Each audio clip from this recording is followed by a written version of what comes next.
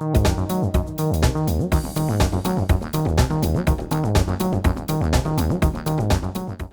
thank you, Jim, and I'm delighted you got here on time, because if not, Louis Wren was going to introduce me, and that might have been trouble. It might have been trouble. But thank you all for being here. Of course, I am Jim Henderson. I'm president of the University of Louisiana System, which is a system of 9 universities, and you see their logos behind me. Those on radio, they're beautiful logos, and you can tell these are 9 distinct institutions. Each has its own history, its own culture, its own mission. And they serve the regions that they inhabit. We have some that are statewide and have a tremendous impact on research, more than $250 million annually in research expenditures. And collectively, we work to better the lives of those of us in Louisiana. We just ended a legislative session, and I have to thank our Governor John Bell Edwards and our legislators. This was the first significant investment in higher education that has occurred in Louisiana in almost a decade. And it's been a very difficult decade in Louisiana. We've had institutions that have seen a massive shift in the funding model from being primarily state-supported to being primarily supported by the students that we serve. And of course, that has had tremendous cultural impact on the way that we deliver our business. But this legislative session, we fully funded TOPS. We made a significant reinvestment. We're still far from where we should be, but a significant strategic reinvestment in the operations of our institutions. And as a result, our institutions are better positioned to deliver on their missions. Now, our system has been talking about for some time now the future of work and what the future of work means. What does that look like to us? We know that the advances in technology have led to significant implications in the workforce, with the rise of robotics and automation, the emergence of artificial intelligence, and what that means to be a worker. And it can be a very scary proposition for those that are ill prepared for that. We think that our system, with our partners in higher education, whether it's in our flagship system, LSU, and this state desperately needs a nationally competitive flagship university. We believe in that very much. Our land-grant HBCU system, the only HBCU system that exists anywhere in the country at Southern University. And of course, our closest partners are those at the community and technical colleges with my friend Monty Sullivan. We know collectively we have a significant challenge ahead of us preparing for this future of work. But we don't just have to look to the future and predict what it's going to look like. We can look at what's happened in the past, in the fairly recent past. The Georgetown Center on Education and the Workforce has produced some extraordinary statistical models that show us what has happened during the last recession, and certainly as we've emerged from that recession. And as you can see, those that have the highest educational attainment have fared the best during the economic downturns, and they have been dominating in the job market as we've emerged from the recession. In fact, the first 11.6 million jobs created after the end of the last recession, 11.5 million of those went to those with college degrees. It's extraordinary. And when you dig a little bit further into the data and you start looking at the types of jobs, you can tell that those of the high-skilled jobs are being dominated by those with bachelor's degrees. Now, there's any number of ways to dig into this, but just consider this notion. In 2002, jobs that demanded high digital skills represented less than 5% of the U.S. economy. Today, 1 in 4 jobs demands high digital skills. Now, that's kind of an abstract notion. What are high digital skills? Well, all of us have in our pockets a communication device that looks something like this, right? And when you pair this device with a device that looks like this, it's almost 250,000 times more powerful than the Apple Quadro 950 computer I used when I was a student at Northwestern. And I know that I'm prematurely gray. It hasn't been that long ago that I was a student at Northwestern. That's how fast technology is changing. And when you think about how that changes the nature of work, just think about the administrative assistant. 10 years ago, an administrative assistant spent an inordinate amount of time just typing in information from business cards into your Rolodex. I dare say most of us in this room don't have a Rolodex anymore, and if you do, Lanny, that's okay. It still is very functional. But my executive assistant every single day is making strategic decisions, critical decisions about the future of our state, the future of our system, serving 92,000 students and the innumerable stakeholders that are represented by those students. So you shouldn't be surprised that while only 19% of executive assistants around the country have a college degree, 2/3 of the job postings for executive assistants in the country today have a bachelor's degree as a minimum qualification. You see, technology has not replaced the job, it's just changed the nature of that job, and it's demanding someone that can think critically, that can solve problems, that can communicate effectively, that can use technology. And that's why we're seeing a much higher demand for an educated workforce than we've ever seen before. So where are we? Well, in Louisiana, we've got a significant challenge. When you look at educational attainment, this is for those with bachelor's degrees or higher, and you look at where the nation is on average, and you compare that to where we are in Louisiana, we rank 49th in the nation in terms of educational attainment. When we've seen how those with bachelor's degrees can dominate in the workforce, you can see that a large portion of Louisiana's population is ill-prepared to compete in that kind of environment. So we have to have a solution, and we think that our system of 9 institutions that serve more than 92,000 students annually can provide that solution. But we can't do it by focusing on traditional age students. That emerging pipeline, those that are coming from the high school ranks, about 40,000 from public schools in Louisiana every year, will not make a significant impact on this shortfall we have today. We have to focus on populations that we have not traditionally served. And so we know that 1 in 5 Louisiana adults, 1 in 5 Louisiana citizens, has some college and no degree. That's 653,000 Louisianans. Some college, no degree. We hear a lot about the student debt crisis. I will tell you that crisis is a crisis, but when you drill down into those numbers, you realize that it's a crisis primarily for those that have gone to proprietary schools, for-profit institutions that may now be defunct and maybe their credentials have lesser value. And it's a crisis for those that incurred debt and received no credential. You don't get the advantage in the workplace that comes from having that college degree. In fact, there was a new article that came out today, I think in the Washington Post, that talked about how those that finish a degree, it actually pays for any debt that you incur, but it's those that incur that debt and don't complete. And so when we have 1 in 5 adults in Louisiana, 653,000 that have some college credit, no degree, we realize that we've got a challenge, but it's an opportunity as well. And so we at the University of Louisiana System have created an intervention that will affect all these in the capital area region, which is 164,000 adults that fall into this market. Listen, we dug a little bit further than that. We have 5,000 adults in this market alone that attended one of our institutions, stopped out, has college credits, and would be easy to come back into our system just in the last 5 years alone. So we're focusing heavily on that market. That's one of the great things about data. We know where you are. We know how to find you, and we're going to inundate you with messages that tell you how easy it is to come back to college. It's going to be much easier because we created an intervention called Compete Louisiana. Now, when you look across the country, you see lots of completion initiatives that exist at the statewide level. Ours is a little bit different, primarily because we dropped the L. Ours is not a completion initiative, it's a competitive initiative. It is giving you the knowledge, skills, and ability and the credentials that allow you to compete in the 21st century world of work. If you're an employer, it gives you the talent-based competitive advantage that allows you to compete in a global economy. It's a win-win for Louisiana. And just to give you a little bit more information about Compete Louisiana, we're going to show you a quick video. Okay.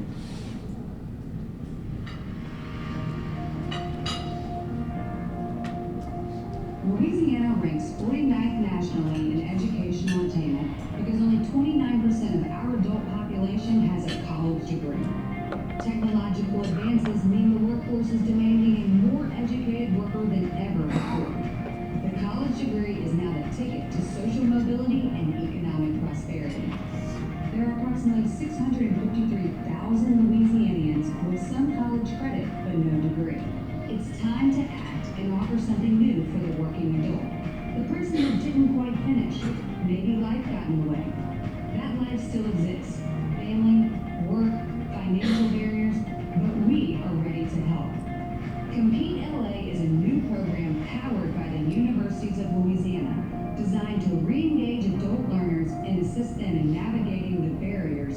learning to college.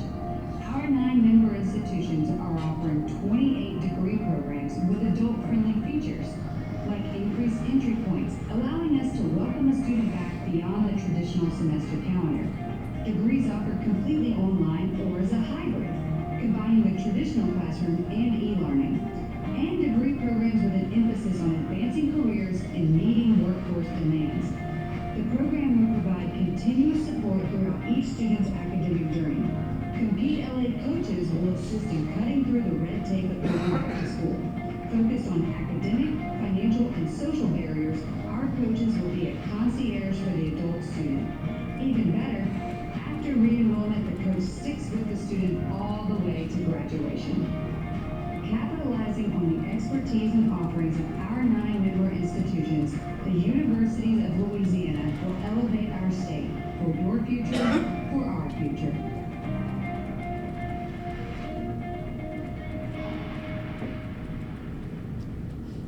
Now, over the last 18 years of being involved in higher education and workforce development in the state of Louisiana, I can tell you I have never been more excited about an initiative that is targeted at a problem, at a challenge that faces us in Louisiana, but is a solution that will help us create a state that has eluded us for generations. That's what Compete Louisiana promises. Now, we know that the adult student is faced with some significant life challenges that don't impact traditional students. But one of the greatest challenges is this precious commodity called time, right? So when you're balancing all the demands of being an adult, either as parenthood or working, all the challenges that come with that, you have very scarce little time to waste with administrivia, with bureaucracy, with red tape, right?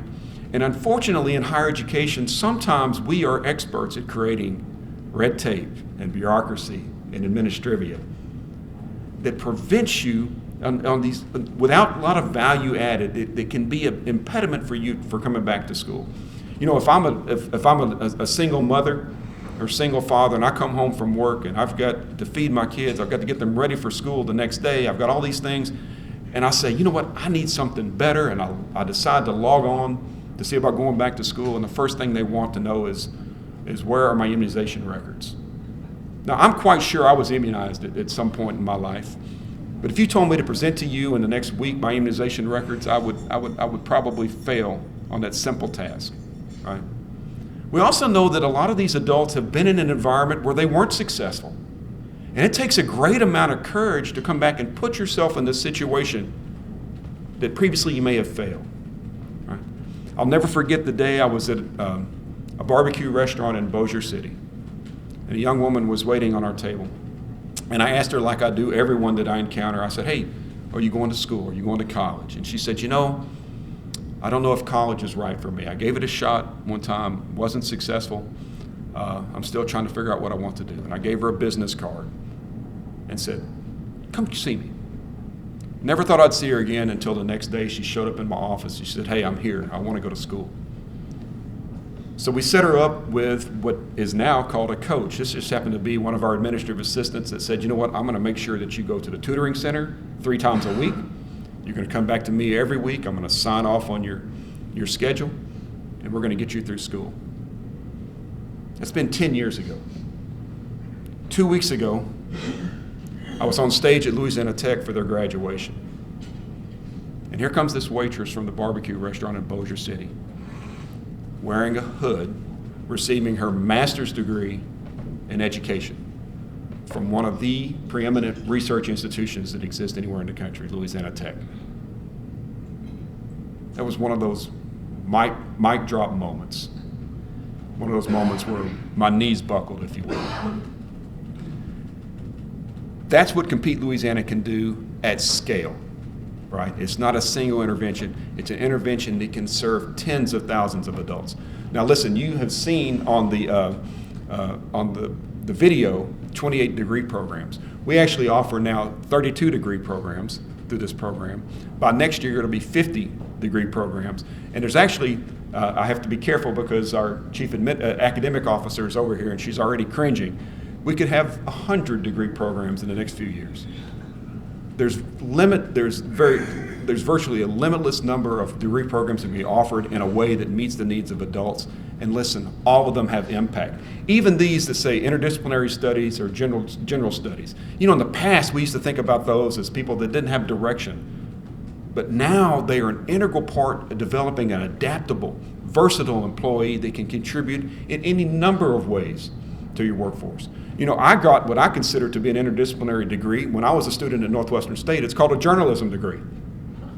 And do you think that there's a day that goes by, even though I've never worked as a professional journalist, I couldn't make it in your competitive world, even though I've never worked as a professional journalist, there's not a day that goes by that I don't draw on the lessons that I learned about how to communicate effectively, succinctly, directly, with clarity. You know, a journalism degree is the original interdisciplinary degree, if you ask me. In fact, and you look at any number of our degrees, performing arts degrees. I was working with DXC Technology down in the Central Business District of New Orleans. One of the great economic development victories we've had in the last few years. The largest technology-based economic development win in the country. And we were talking about our computer information systems programs and our computer science programs and our cyber programs, and they're extraordinary programs. And the company said, you know what, those are great. We're very interested in that, but we also want to talk to your music majors. And I paused. I said, why would a technology company want to talk to music majors? Well, you think about their work. It's service delivery, right? It's working as teams. It's working in impromptu situations sometimes that comes. So when you have a music major who's learned to access that creative portion of their brain, and if they have some technological literacy and they have those broad core competencies, then they can contribute to creating a competitive workforce. So it's amazing the opportunities this new world of work offer for us. It's one of the reasons why I'm so excited about Compete Louisiana, because it positions our adult students to compete in this 21st century environment at a level that they've been unable to in the past. And so as we move forward with this program, we'll be launching an app that comes out later this month, hopefully later today, but certainly later this month, in the month of June, that provides just-in-time access for a student. They can consult with their coach. Uses the latest in artificial intelligence to ensure that we're streamlining that communications with students. It gives them a tailor-made fit to where they need to be. Gives them the answers that they need so they can enter into a program that's going to give them that competitive advantage with a minimum of headache, a focus on education, and quickly getting them up to speed so that they can compete in this new environment. Folks, that's Compete Louisiana.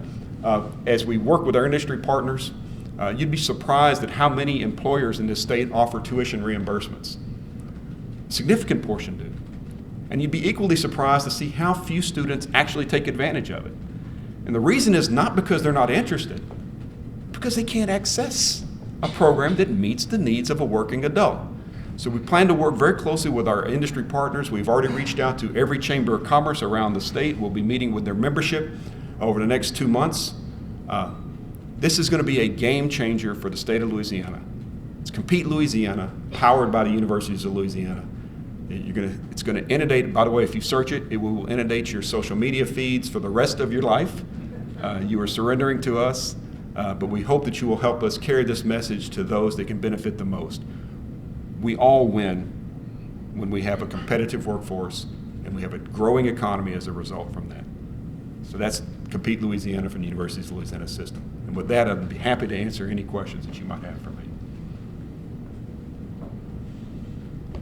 Yes, sir. Is this only oriented towards full degrees? Well, at this point, the degrees we offer are full degrees, but just recently, I'm sorry, the question was, is this oriented toward full degrees? We actually just advocated, working with the Board of Regents, to allow us to create certificates that fall above an associate degree but below a bachelor's degree. The University of New Orleans created 8 of these undergraduate certificates. On our board agenda coming up in a few weeks, Northwestern State is offering some certificates, and they can be in things like digital animation, in computer programming, where you can learn some coding languages, in strategic communications, some certificates that can help give you that competitive edge. And we're seeing certificates emerge as a credential that a lot of employers are valuing. In fact, I dare say a lot of our graduates are going to be coming back multiple times over the course of their career to earn a certificate, that allows them to get a new skill set to complement what they already have and bring to the workforce. So those will be part of this program as well. Yes, sir. How many students do you have in the program, and how fast is it growing? Well, so we just launched the program, a soft launch. We have not launched it officially. We did an interview for a newspaper in Lafayette on Memorial Day weekend, and over the course of 3 days, we had 150 applicants on one news article. As we come out with our targeted outreach, we have a ton of information on not just these 653,000, but we've drilled down further to those that have just been out of school between 2 and 7 years, that have an enormous amount of credits, 70, 80, 90 credit hours, that have come from our institutions. So it's much easier for us to get access to transcripts and student records. And so we expect to have well over 1,000 students enrolled this fall. I expect in the next 5 years we'll have more than 10,000 enrolled in our system. And that's just scratching the surface. It's infinitely scalable, and it can solve it's the solution to the challenge. But thank you for the question. Yes, sir.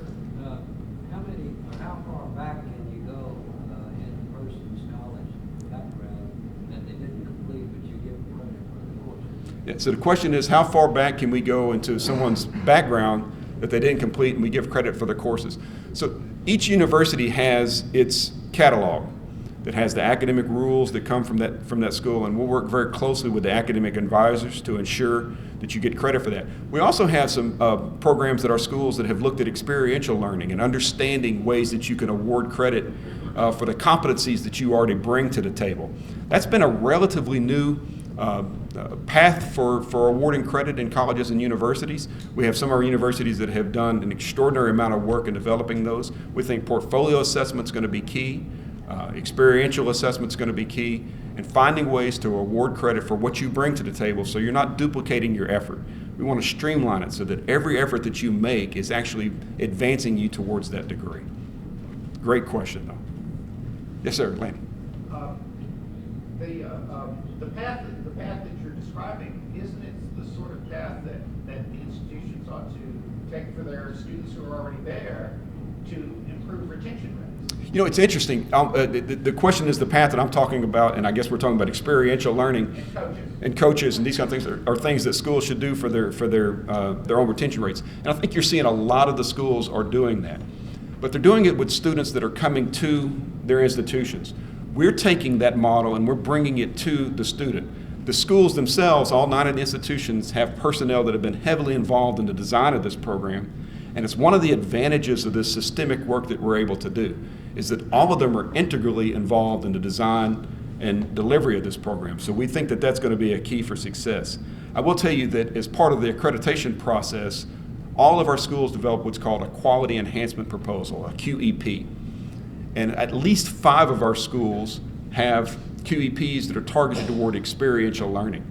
We know that experiential learning is one of the best possible ways to develop these broad core competencies of effective communication, problem solving, teamwork, all of these things. And there's ways now that we can assess those in a very rigorous, very accountable way. And so we're already seeing experiential learning emerge as one of the great solutions we had for traditional students.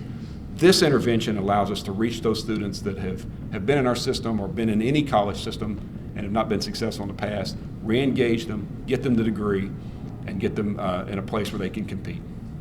I have a question. Yes, sir. You said that you know who the students are. Yes, sir.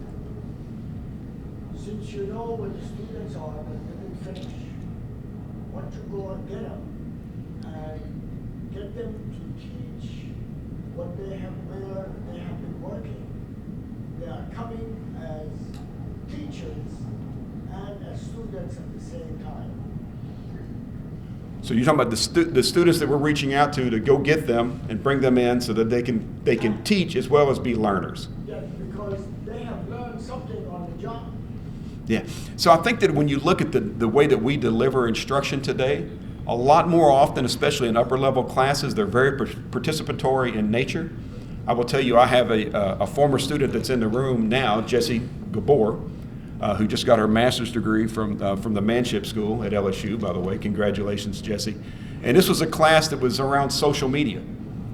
Well, who better to explain social media than college-age students, right?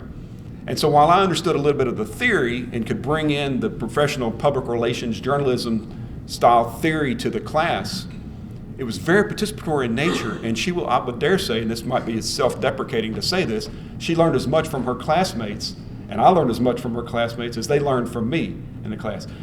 Bringing that model to scale is absolutely essential because you have these experiences that allow you to add value, not just to your learning, but to the learning of those around you. Great question, great example of in fact, we might need to bring you into the classroom. Louis Wren. I have a concern that over the years we've started talking about the degrees and their importance, and I understand it, but as you highlighted yourself, are we overlooking selling the education that you get in college, whether you get a degree or not, and that value, not just the value of a certificate or a diploma? So the question from Louis Wren is, are we not articulating the value for those that just have come to college and have been to classes but maybe haven't gotten a degree, that we assign the value only to the degree? And I think there's a lot of truth to that. In fact, just recently, New York Times had published an article about social mobility and looking at institutions and just a student's experience at those institutions and how that has helped them move from one quartile in socioeconomic status to another. You've seen that the public universities in Louisiana have been amongst the most successful with just someone having experience in college and moving up, because it does allow them, it gives them some confidence, it gives them those communication ability, it gives them the ability to function as a member of society, it gives them a competitive advantage. And that's statistically proven, that social mobility, that economic mobility that comes with even an experience in college. The challenge, though, is that degree is becoming the credential that employers are valuing. So if we can take those that have benefited from us and ensure that they get into a pathway that is not one that's accessible, it's navigable, and can lead them to success, we think that just gives them increased potential for success in a workplace. But you're right, every bit of experience. In fact, there's a lot of experiences I had when I was a student in college that were outside of the classroom that I learned deeper and harder lessons from that I might have learned in the classroom. And I see some heads nodding. Some of you might remember those lessons as well. Yes, sir. Dr. Henderson, you had mentioned the relationship between the employers and this program. In what process would y'all go about as far as maybe bringing this to the employers? It would be something maybe you would perhaps almost sell to the employer per se, to say, you want to keep your employers longer, make them more well-rounded, and perhaps, attract them to the program that way. Is that something you've all look to incorporate in this program? Yes, sir, exactly. So the question was, how are we engaging employers in the delivery of this? And they're absolutely essential. Number one, employers are at the table with our institutions and our programs already in program advisory committees, right? They help us formulate the curriculum. They help us with internships and apprenticeships. And so employers are vital partners anyway. We have, as the first part of our launching this initiative, our public campaign is to meet with employers in their organizations and in chambers of commerce around the state to ensure they're aware of this program and understand the benefits from it. But that's just a start. We think as we engage these employers in a much more intimate way, they'll understand that they have a vested interest in developing the talents of their employees. Now, we have our own program called Management and Leadership Institute, where we're taking entry-level and mid-level managers across our system and putting them through a rigorous 9-month professional development program that prepares them to be leaders at the next level. See, we have our own, we're educators, and we realize the we realize the return on investment of developing our own employees. Now, we're always asked the question, well, what happens when you invest in these employees and then they leave because you get other opportunities? I said, well, what happens when you don't invest in these employees and they stay? And you have to deal with that as well, right? We think it's important, it's vitally important, and we're seeing this already. When you look at Starbucks, when Starbucks launched an initiative to do tuition reimbursement for their employees across the nation, Walmart is starting to do the same thing. Employers are understanding if they're going to be competitive in the 21st century, they have to invest in the development of the knowledge, skills, ability, and talent of their incumbent workers. Absolutely essential. Okay. Yes, sir. Hey, how are you? Good. I had another question, but something that you said prompted it. How did on these experimental credits, how transferable are those experiential credits? How transferable are they? And we live in a world where we're just now getting started to where my English 101 at VRCC can transfer to a four-year university. So what happens with my accounting credit that you give me and go to another school and say, hey, I'm sorry. Well, I happen to know where you went to school. We probably wouldn't accept any of your credits. That being said, so the question was about transferability of this credit. And I'm sorry, I'm just picking. When you have personal relationships with folks, you take liberties sometimes. But when we're talking about transferability of credits, especially those that come from experiential learning, and that's one of the great advances we've made in higher education, really in the last decade, is around transferability. I'll never forget the first time I started thinking about articulation of college credits. And someone said, well, just go to the Board of Regents matrix, and you can see where courses are accepted at other universities. And so we went to that matrix, and it was fantastic. It was, they had a horizontal axis and a vertical axis, and they had the course and where it was accepted, and it was wonderful to see until you looked at the back page, and there were 57 caveats of why a course wouldn't articulate to another. And I said that in a speech, and people went back and looked at it, so a month later there were 87 caveats because they realized there were some they had missed. We've gotten away from those days. And so the articulation of credits has become much easier. It's still not where it should be. But when you look at the bilateral articulation agreements, those are agreements that exist between, say, a local community college and its closest university. We have created an innumerable amount of those agreements. Statewide, we've created transferability that is rivals just about any other state. And that's on traditional academic credits.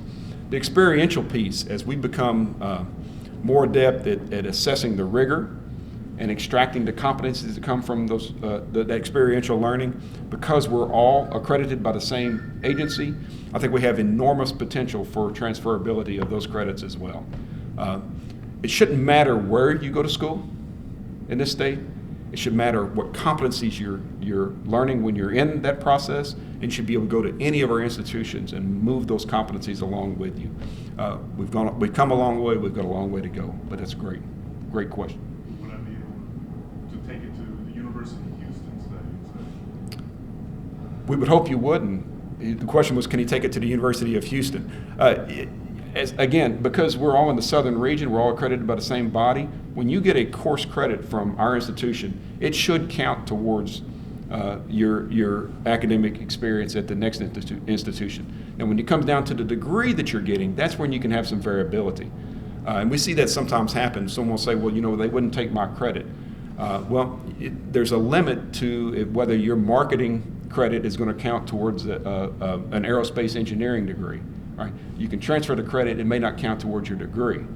But I think we're seeing in the broad sense, the transferability and articulation of these college credits in relevant courses from institutions that are reputable and have that are accredited. I think you're seeing a lot more portability in that regard. So University of Houston would have to answer your question on specific credit transfer, just like any of our institutions, because the faculty own it. But once you do receive that credit from one of our institutions, you can assure that it's an accredited, validated course credit that counts towards your degree. Yes, sir. Another subject, there was an appropriation, I believe, for the pharmacy school in Monroe. Could you bring us up to date on the status of that? I know that the nature of those degrees and offering them is much more difficult than it might be. So the question is on the appropriation that came for the pharmacy school in Monroe. Louisiana has one public pharmacy program. That's at the University of Louisiana at Monroe. Now, the nature of that program makes it a very high-cost program. And when you look at the disinvestment that occurred in Louisiana in higher education over the last 10 years, one of the largest disinvestments in the nation's history, a program like pharmacy is going to be very hard hit because you can't make up the difference in terms of tuition. And so the legislature decided this year, at our urging, to fund pharmacy outside of the funding formula for higher education. And here's the reason. One of the components of the funding formula is a cost analysis, where they look at the Texas cost matrix which assigns a value to every credit hour that you earn in terms of your cost. Pharmacy, let's think about it this way. A freshman liberal arts course has a value of 1, right? And that becomes your base. And then everything else is measured against that base. Pharmacy would have a value of 34. Every course credit is 34 times more expensive than that freshman liberal arts credit hour. It is virtually impossible for a funding formula to be able to adapt to an anomaly like pharmacy. In fact, when you go down to engineering, it's in the teens. That's how much more expensive it is. And so the legislature made an investment to ensure that we can continue to deliver the state's only public pharmacy program at a tuition rate that's still accessible to students, and we thank them for doing that. It's one of those anomalies that when we fund higher education, I think we should have a formula. We should have a transparent formula, a predictable formula, a formula that is aligned with the strategic intents of the state. But when we find an anomaly like pharmacy, we have to take additional steps to ensure we can offer a quality program. I have another question. Angus, let me go to this gentleman right here, sir. Excuse me. Yes, sir. Many of those 650,000 with family problems or marriage problems or financial problems are going to have very poor grade point averages. May have received letters that say don't come back for a year. Does your program take that into effect, and are those credit hours that are 0 be overlooked? Well, so the question is about those that have come through our programs that might have very low GPAs or cumulative GPAs. And so this program is designed for those that have been out of school for at least 2 years. And so if any of those that had to stay away from school for a year, they've already served their time, if you will. What we will do is our coaches will have connections at each one of these institutions to do a thorough review of your transcript. And if there's opportunities with